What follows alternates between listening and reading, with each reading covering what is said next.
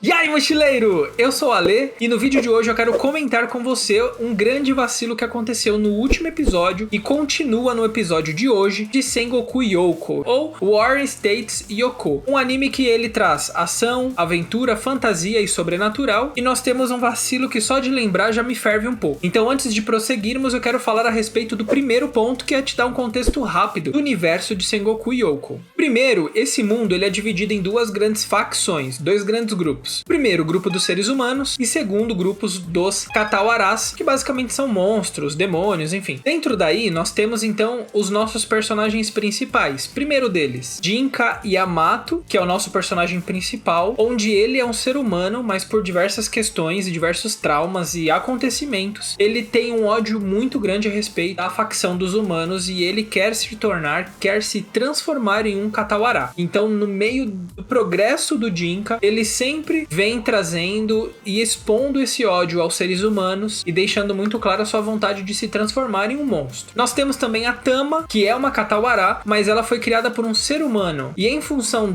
dessa criação amorosa, cuidadosa e etc., ela tem um grande apreço pelos seres humanos e ela quer proteger os seres humanos e de alguma maneira tentar encontrar um equilíbrio entre a convivência das duas grandes facções. Ela e o Jinka, de certa forma, se conheceram, ampliaram os seus vínculos e eles se consideram um irmão um para o outro. Então dessa maneira eles de fato criaram ali uma família para que pudessem caminhar juntos com a ideologia de trazer paz, trazer equilíbrio, proteger os seres humanos e não controlar, mas de certa forma orientar os Katawaras para que essa coexistência possa acontecer. E no meio dessa caminhada acabam se encontrando com Ryudou Shinsuke, que é basicamente um espadachim. Ele tinha uma vida mais simples, mas acabou ganhando uma espada e ele, em função disso, quer e quis se dedicar a ser um espadachim. Foi até treinado um pouco para isso, só que ele é um cara que é muito covarde e é muito fraco, então ele também tem ali as dificuldades para se desenvolver, ficar mais corajoso, e conforme os episódios vão passando, ele de fato vai conseguindo conquistar cada vez mais espaço dentro da vontade e do desejo que ele tem. E algo que eu não posso deixar de comentar para você também ter um panorama geral a respeito desse mundo é que existe um grupo dentro, ligado à facção dos seres humanos, que são os monges malignos chamados Dangaishu, onde eles de certa forma querem pegar seres humanos e Katawaras e fazerem experiências entre eles para que eles criem seres que são doutrinados para a visão do Dangaishu, mas são seres ali híbridos que usam os poderes dos Katawaras e são seres humanos acima da média para trazer, e impor de forma poderosa toda a visão de domínio, força, enfim, mas eles querem seres humanos modificados, fortes, e saibam e dominem os poderes de Katawaras para usar como ferramentas para os grandes objetivos, onde alguns nós já temos esses objetivos expostos, outros ainda estão ocultos. Dentro do conflito que existe nesse mundo, nós temos os seres humanos, os Katawaras e os Dangaishus no meio de, formando esse triângulo de tretas aí. Agora que você já entendeu mais ou menos qual que é o contexto no qual esse anime acaba retratando, eu quero também puxar um segundo ponto que é muito importante e me chamou muito a atenção, aproveitando que eu tô falando a respeito deste anime, eu não posso deixar de destacar essa característica, que é todos os personagens, conforme são apresentados ou conforme acompanhamos os protagonistas, eles apresentam grande potencial de desenvolvimento pessoal daquele personagem. Quando nós olhamos pro Jinka, que é um dos principais, ele foi criado por um Katawara e esse Katawara foi morto pelos humanos. Então ele, em função disso, alimenta um ódio contra os humanos e tem muito espaço para desenvolvimento. Enquanto a Tama foi criado por um humano e esse humano despertou essa vontade de eu preciso proteger os humanos porque eles são frágeis e vou tentar, de certa forma, impedir que os Katawaras tentem dominar uns aos outros, Então vamos tentar um equilíbrio, talvez a coexistência ou a vida organizada numa sociedade misturada com essas duas grandes facções. Mas também abre muita margem para desenvolvimento, porque enquanto o Jinka é aquele cara que odeia os humanos abertamente, quer destruí-los e toda oportunidade que ele pode fazer isso, ele sempre dá uma intenção de opa, eu vou fazer, e ele é freado pela Tama, a Tama tem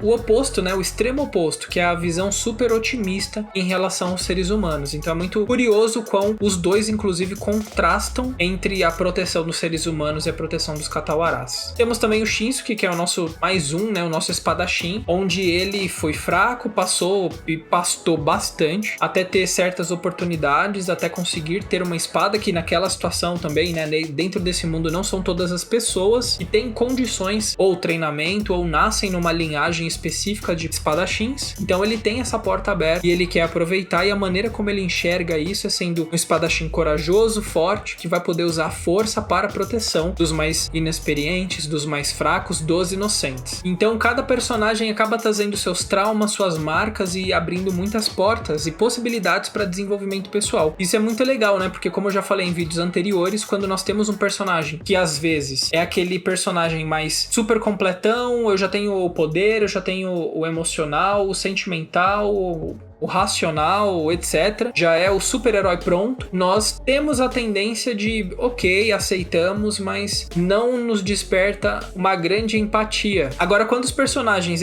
mostram suas fragilidades e os seus desenvolvimentos vão acontecendo, isso humaniza e faz com que nós tenhamos um pouco mais de empatia em relação a esses personagens e possamos considerá-los um pouco mais. Que é inclusive o caso da Shakugan. Ela que tem uma história super triste, foi vendida pelo pai por merreca de moedas para que o Dangaishu pudesse fazer experimentos com ela, para que pudesse ter alguma fusão, alguma mistura entre ela e um Katawara. Então ele vende a filha, olha que loucura. Então a filha é vendida, o grupo usa ela para fazer experimentos e chega num resultado, onde esse resultado inicialmente, ao olhar do Dangaishu, não é satisfatório, porque apesar de muito forte a combinação dela com o Katawara, ela perde o controle e tem diversos efeitos colaterais que eu não vou entrar em detalhes, porque eu não quero também estragar a sua experiência, eu só quero falar um pouquinho do que tá me chamando a atenção e, claro, incentivar você também a assistir, que é um anime que tem sim se destacado. A partir dali nós acompanhamos o como ela vai olhando para os seus próprios demônios, para suas marcas após acontecerem algumas coisas, e começa de fato um desenvolvimento muito real, e nós acompanhamos etapa por etapa dela consigo própria, brigando internamente, depois ela se aceitando e tendo um pouco de transformação dentro para depois começar a mostrar fora essa transformação. Logo em seguida, a forma como ela começa a se colocar como integrante e participante do grupo dos nossos personagens principais, sendo fundamental em algumas ações, sendo essencial para o esquema de batalha que eles desenvolvem, né, com outros Katawaras ou outras situações. E ela também tem características que normalmente conquistam muitos fãs. Ela é muito carismática, ela é super simpática,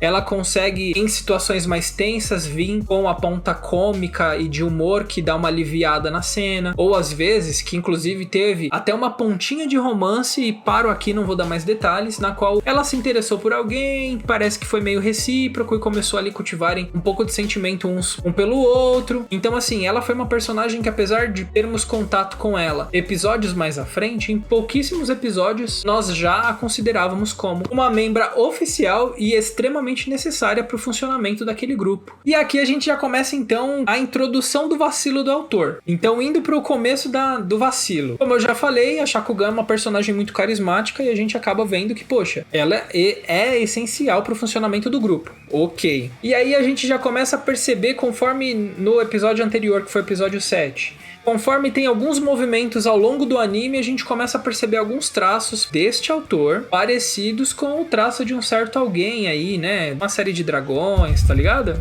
Que gosta de dar umas em alguns personagens que o público acabou curtindo, gostando. Então assim, não tem amor nem piedade. Claro, observação importante, eu trago até o episódio 8, que foi o que eu assisti há pouco, né? Então, não sei o que virá pela frente, as possibilidades, e por aí vai. Eu vou comentar também alguns achismos daqui a pouco, mas é algo que tenho teorias, mas eu não fui atrás porque, como eu reforço, eu gosto de realmente ir acompanhando, apenas para edição, para dar uma ilustração um pouco diferente. Às vezes eu vou atrás do mangá, do material original, para trazer para vocês um exemplo visual mais legal. E aí, conforme a gente nos episódios, né, vem falando, caramba, Shakugan é mó legal, Kagan também.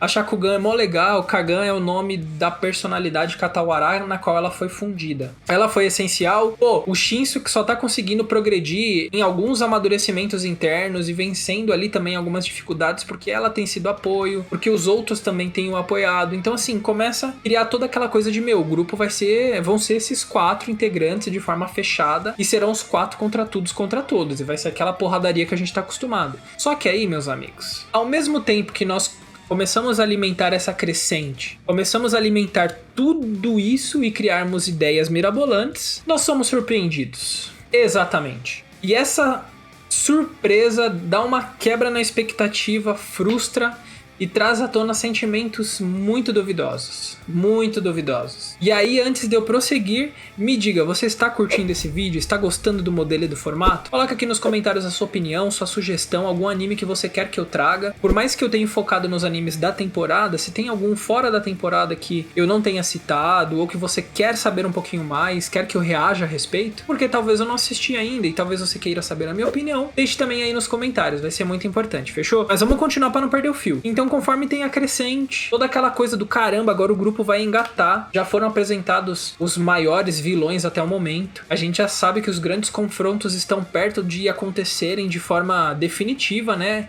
Ou sobrevive um lado ou sobrevive o outro, ou acontece alguma coisa no meio que faz o milagre deles coexistirem, que também pode acontecer. Afinal de contas, o objetivo deles é a paz mundial, né? Em resumo. Então, muitas coisas podem acontecer enquanto a gente tá nessa crescente de expectativa. Nós somos apresentados ao episódio 7 de forma mais profunda, na qual nossos personagens encontram uma grávida que não estava se sentindo muito bem. Eles acolhem ela, cuidam dela, começam a literalmente, né, se desgastarem, investindo dos seus tempos, das suas energias e dos seus recursos para que ela tenha, na medida do possível que eles podem proporcionar, conforto, uma proteção contra a chuva, contra alguma outra coisa, num local relativamente seguro, e eles todos na expectativa de, ela tá grávida, dentro dessa gravidez em algum momento vai precisar nascer, será que o que ela passou mal é um sinal que vai nascer ou não? Então aqui essas expectativas, e numa época, né, de milhares de anos atrás, que eu acho que a tecnologia mais alta que tinha na época era fogo, né, então é esse nível aí, mas precisamos protegê-la, e até então faz sentido, tá tudo certo.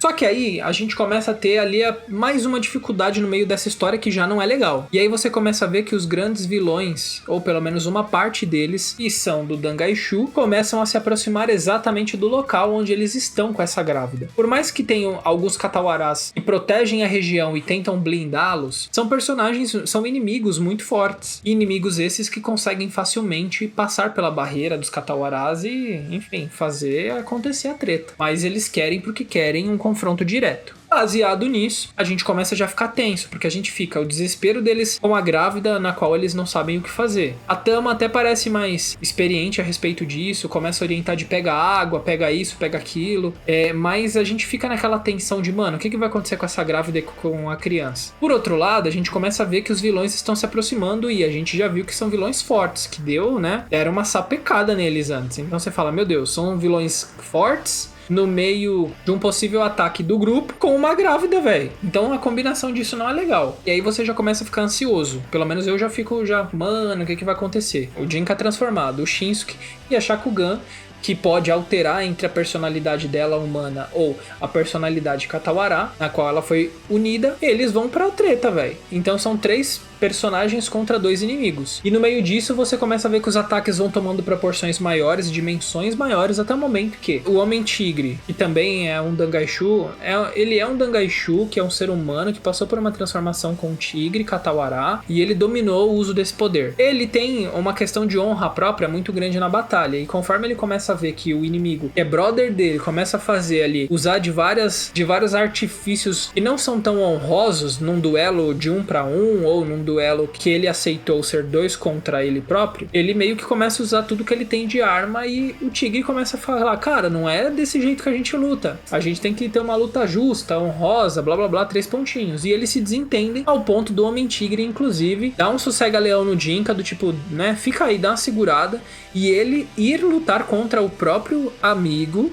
para defender de fato a honra moral que ele tem e julga ser a correta dentro da batalha. Então é muito curioso. E apesar de, teoricamente, todas as pessoas estarem voltadas contra esse inimigo, ele usa um poder muito grande que cria uma grande pedra que vai literalmente a caminho da casa na qual a gestante e a Tama estão. E aí você fala, mano do céu, você já tá nervoso porque o povo tá tomando a surra. Você já tá mais ansioso porque eles precisam vencer e voltar para ajudar a gestante. E aí você vê que os caras tomam um couro e agora começa a vir um poder extremamente grande na qual pode afetar a grávida e a Tama, e você fala, véi do céu, o que vai acontecer? Claro que por serem um protagonista apresentado até o momento, eles não morreriam, mas você fica assim, cara, né, dá aquela respirada funda. Resumo da ópera. Esse poder foi realmente muito forte a ponto de ninguém conseguir parar essa grande pedra. Só que a Shakugan, como o Katawara que ela foi fundida, tem ali poderes de pedra, de rocha, então ela acaba ficando numa forma híbrida e tenta sustentar o peso dessa pedra para que de fato ela não venha destruir a casa, machucando a Tama, a gestante, e quem sabe o tamanho da desgraça que não aconteceria. Então ela se coloca no meio dessa pedra. E baseado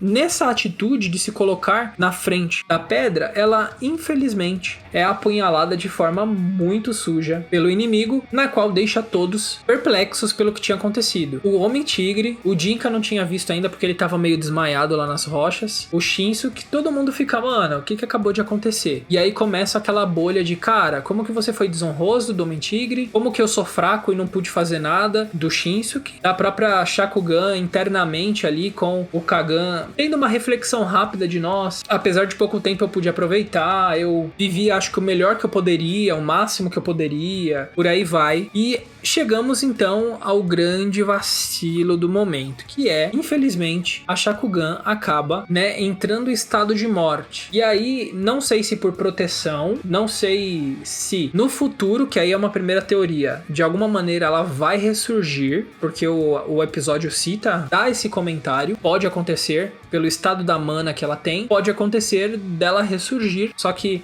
esse ressurgimento viria talvez em milhares de anos ou talvez nem aconteceria. E agora me diz, eu quero saber de você, como você lidou com isso? Você que está assistindo, quando percebeu que a Shakugan, ó, sumiu. Então como que você está, ou como que bateu em você essa notícia? Será que foi tranquilo? Você, de boa, não sentiu? Ou também te gerou algum incômodo? Também te gerou algum tipo de sensação? Quero muito saber, inclusive se você também acha que foi um vacilo do autor ou não. Quero de verdade saber a sua opinião, beleza? Demorou? E também coloca aqui se você tem algum achismo, se você acha ou tem alguma ideia do que pode acontecer, porque realmente é um anime bem misterioso e que aparentemente uma coisa ou outra você ainda consegue tentar prever o que vai acontecer, mas de resto abre margem para muitas coisas, Mas eu espero que você tenha gostado, muito obrigado por essa oportunidade, pela sua confiança. Eu te convido a se inscrever no canal para que você não perca os próximos vídeos a respeito dos próximos animes que trarei. Não se esqueça também que eu quero criar um Isekai com a sua participação. Veja lá o vídeo 1 que eu tenho mais informações. E é isso. Eu sou o Ale, esse é o Mochilotako e nos vemos no próximo vídeo.